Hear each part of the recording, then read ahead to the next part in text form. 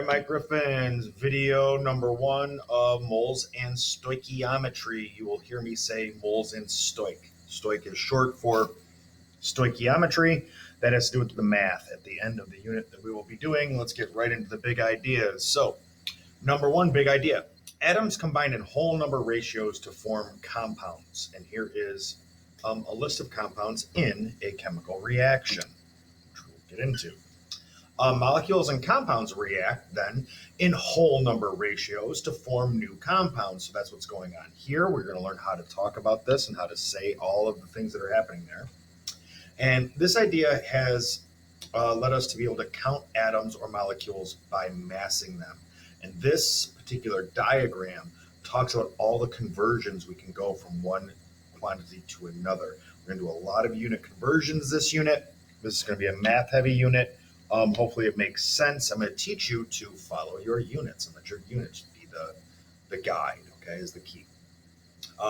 Okay, first learning target, specialized vocabulary, got it. I'm going to do that first. Then we're going to define what this mole is.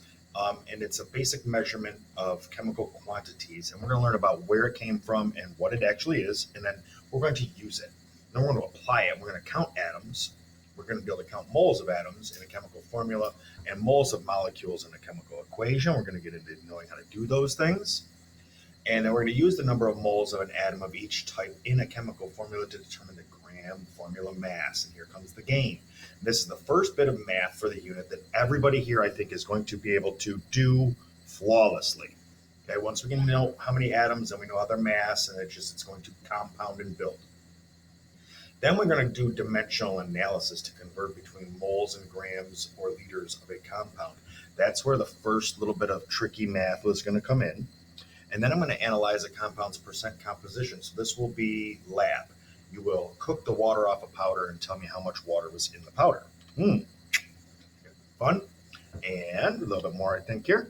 We're going to use mole subscripts to convert molecular formulas into empirical formulas. So this is the definition piece of this unit. Empirical formulas versus molecular formulas, we're going to have to be able to differentiate those two. That is the one little probably theory piece within this. The rest of it's pretty much math, okay?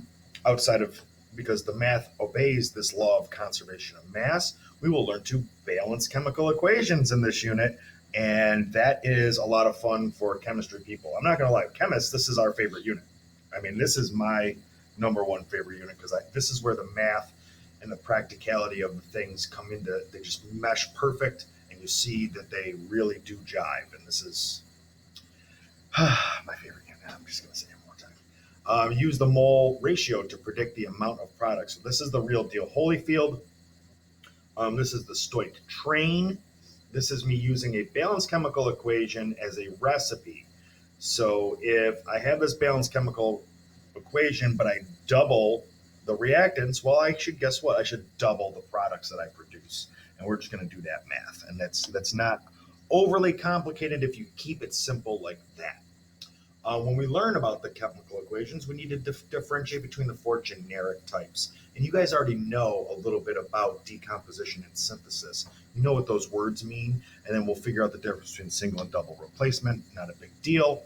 And here is our tracker for moles and stoich. There are 2 Pogles. There is a percent composition lab, and of course your Castle quiz.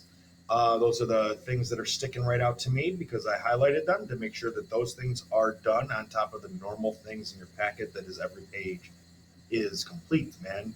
You do every page, then on that unit exam, nothing's coming at you that you don't know how to do. Okay, and what else is in there? Oh, we are going to play a game at some point in there, somewhere around homework 5 or 6. Somewhere around that gram formula mass Poggle, GFM, gram formula mass. We will play a class game, and that class will be devoted to that game. I will tell you ahead of time what day that is. You will not have anything to do of choice that day. You'll do your bell work, and then we are playing that game, and that's it. Ready?